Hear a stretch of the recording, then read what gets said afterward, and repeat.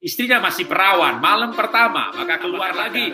Perawan itu bukan sekedar selambut perawan, maka wanita gadis jaga keperawanan, supaya itu menjadi meterai darah, perjanjian darah pernikahanmu. Ya, selamat malam Pak Jarod dan ya, silakan channel Anis. Ya, ini saya pernah ada baca buku, ya, salah satu tafsiran mengenai pernikahan ya. Ya. Di dalam Kejadian 2 ayat 24 itu di sana dikatakan, sebab itu seorang laki-laki akan meninggalkan ayahnya dan ibunya dan bersatu dengan istrinya, sehingga keduanya menjadi satu daging.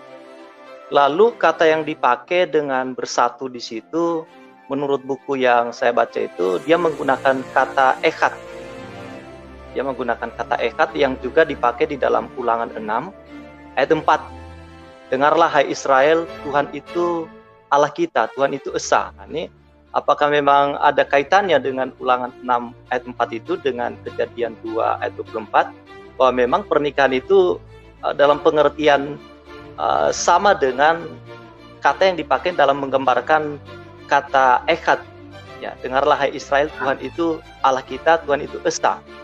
Ya, jadi juga di situ dipakai dalam Kejadian 2 ayat 24, meninggalkan ayahnya dan ibunya dan bersatu dengan istrinya, sehingga keduanya menjadi satu daging. Jadi saya setuju dengan Pak Jarod bahwa pernikahan itu tidak bisa diceraikan. Jadi itu menggambarkan kepribadian Allah, kesatuan Allah. Sekarang yang soal kenapa perceraian nggak boleh? Karena memang kesatuan suami istri itu kan dari berbagai macam analisa teologis itu kan tadi dari kata laki-laki meninggalkan ayah dan ibunya lalu menjadi satu dengan istrinya sehingga keduanya menjadi satu. Kata satu di situ aja dalam arti esa, karena sebenarnya satu tubuh, satu jiwa, satu roh. Dalam arti ketika suami istri menjadi satu, makanya juga dikatakan misalnya kita Efesus pasal 5. Paulus mengajar pernikahan lalu mengatakan bahwa ini sebagai lambang hubungan Kristus dengan jemaat. Atau kitab Kidung Agung yang mengajarkan pernikahan, ternyata Judaisme orang Yahudi menganggap bahwa kitab Kidung Agung itu sebagai lambang hubungan Yehova dengan Tuhan. Bahkan Tuhan Alkitab sendiri atau Paulus mengatakan bahwa kita ini adalah mempelainya Tuhan dan Tuhan mempelai pria. Nanti ada pesta kawin anak domba di mana kita mempelai. Jadi pernikahan itu menjadi ilustrasi hubungan Tuhan dengan kita. Ketika orang tidak benar pernikahannya, jangan-jangan juga nggak benar hubungannya dengan Tuhan, kira-kira begitu. Bahkan ketika hubungan suami istri yang esa tadi juga menjadi sebuah pemahaman atau ilustrasi atau kata yang sama dengan keesaan Tuhan. Jadi itulah kenapa pernikahan itu disebut sakral. Bahkan menjadi satunya itu sebenarnya bukan hanya satu daging, tapi satu nyawa, satu jiwa. Tapi sama juga ketika orang berzina, maka juga ada ayatnya. Ketika orang berbuat cabul dengan perempuan cabul, maka ia menjadi satu daging dengan dia, echad dengan dia. Sehingga seolah-olah itu menjadi membatalkan pengkhianatan kepada echad dengan istrinya. Maka percabulan atau perzinahan itu dilarang, itu dosa besar. Kenapa? Karena orang yang berzina atau bercabul, dia menjadi satu daging dengan percabulan itu. Maka butuh pertobatan yang sungguh-sungguh bahwa ini bejat, ini dosa, aku nggak mau mengulangi lagi, gitu ya. Karena itu sebagai ketika orang berdosa yang lain, ayat yang lain kan mengatakan bahwa dosa lain itu di luar tubuhnya, tapi perzinahan, percabulan itu dosa yang membawa tubuhnya juga.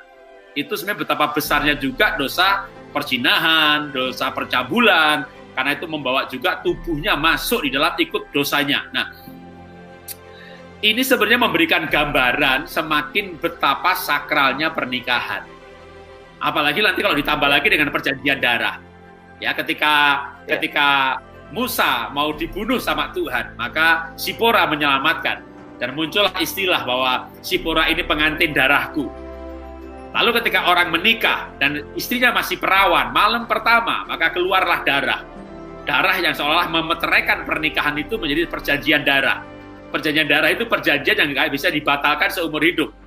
Seperti kita dengan Tuhan, dan kita nggak boleh ada perjanjian darah dengan yang lain, karena kita dengan Tuhan Yesus ada perjamuan kudus, inilah darahku, kita menjadi anaknya Tuhan, lahir baru, diadopsi menjadi anak Tuhan dengan perjanjian darah, di mana dalam posisi Tuhan, kalau kamu nggak setia, aku setia, karena perjanjian darah itu nggak bisa batal.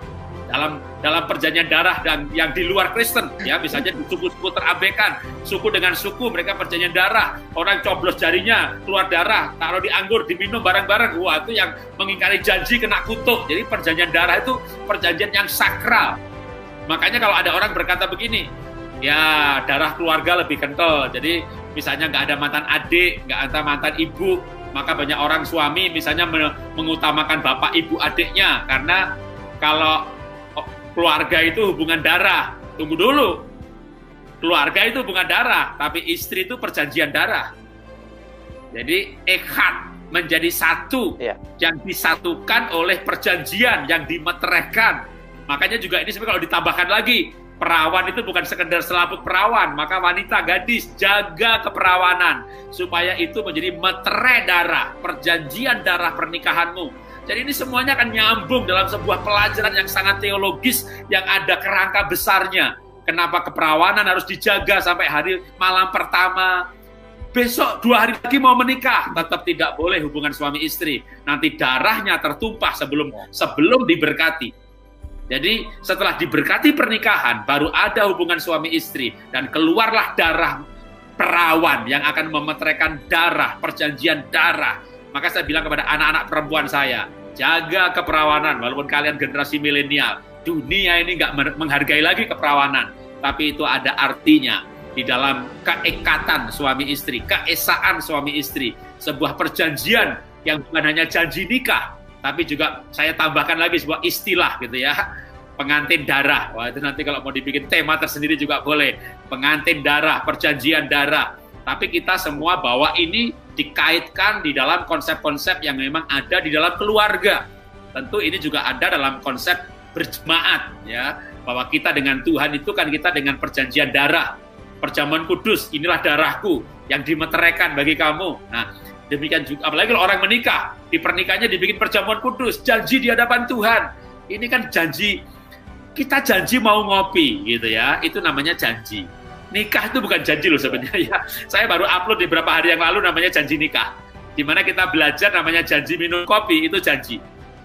Tapi kalau kita bisnis ada kontrak, itu kontrak. Itu nggak bisa kayak batalin janji. Ngopinya ganti besok, nggak bisa. Kontrak itu ada penalti kalau dibatalkan. Ada masalah. Tapi menikah itu lebih daripada kontrak. Itu nasar, itu komitmen di hadapan Tuhan. Yang tidak bisa dibatalkan. Jadi sebenarnya harusnya bukan janji nikah, gitu ya, nasar nikah.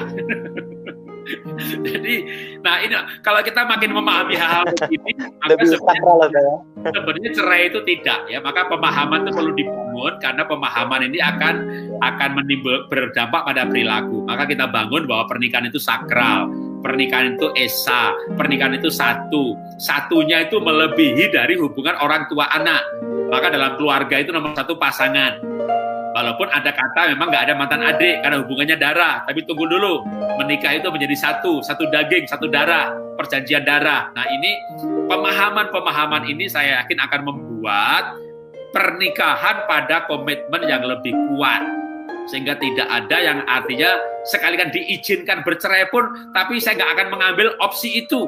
Ya, saya mengambil opsi pemulihan gitu. Jadi tergantung seberapa kuat pemahamannya mengenai pernikahan. Jadi terima kasih buat pertanyaannya soal esa ini, karena itu membawa.